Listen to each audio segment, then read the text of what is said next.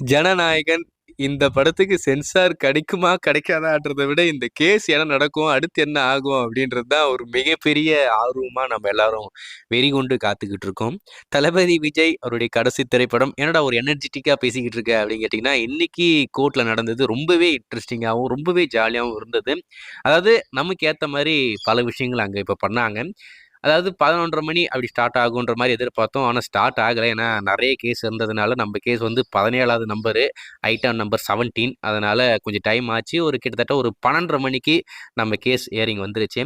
So விசாரிச்சுட்டு argue start பண்ணாங்க.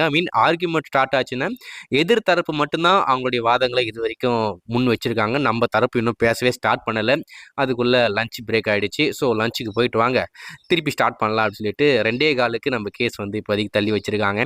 Lunch முடிச்சதுக்கப்புறம் அப்படியே ஃப்ரெஷ்ஷாக நம்ம தரப்பு ஸ்டார்ட் பண்ணுவாங்க.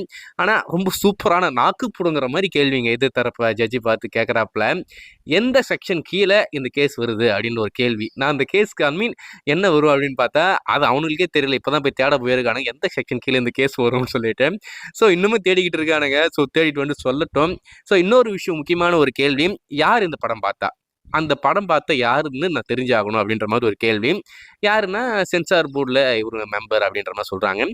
ஸோ அவங்க தான் எப்படின்னா இவங்க என்ன சொல்றாங்கன்னா வேற ஒரு கமிட்டி அப்படின்ற மாதிரி சொல்றாங்க. அப்போ அந்த கமிட்டி வந்து இந்த சென்சார் போர்டில் இல்லையா அப்படின்ற மாதிரி கேட்குறாங்க. இல்லை சார், கமிட்டினால எல்லாமே சென்சார் போர்டினால இருக்கிற எல்லா படத்தையும் பார்க்க முடியாது.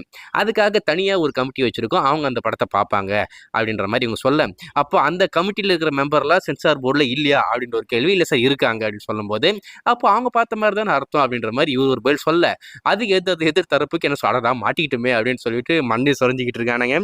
ஸோ ரொம்ப சூப்பராக போய்கிட்டு இருக்கு. கண்டிப்பாக இன்னைக்கு சம்பவம் இருக்கு. கண்டிப்பாக ஈவினிங் நம்மளுக்கு சென்சார் கிடைச்சிரும் அப்படின்னு நம்பிக்கையோட ஒரு எனர்ஜெட்டிக்காக பேசிக்கிட்டு இருக்கேன். ஆனால் அடுத்து ட்விஸ்ட் அடிக்காமல் இருந்தால் நல்லா இருக்குன்னு தோணுது. இன்னொரு பக்கம் உள்ளுக்குள்ளே பயமாகவும் இருக்குது, என்ன பண்ணுவாங்களோ அப்படின்னு சொல்லிட்டேன்.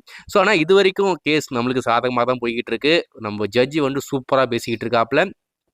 ஒரு கேள்வியும் எதிர் தரப்பை செம்மையாக கேட்டுக்கிட்டு இருக்காரு. நீங்கள் வந்து சென்சார் போர்டில் இந்த மாதிரி ஒரு விஷயம் பண்ணலாம், பேன் பண்ணுறீங்க, இல்லை ஹோல்டு பண்ணுறீங்க, அது ஏன் நீங்கள் படத்தரப்புக்கு எந்த ஒரு இன்ஃபார்ம் கொடுக்காம எப்படி ஹோல்ட் பண்ண முடியும்? அவங்க கிட்ட போய் சொன்னாதானே அதுக்கடுத்து அவங்க என்ன பண்ண முடியும் அப்படின்ற மாதிரி பண்ணுவாங்கன்னு கேட்குறாங்க.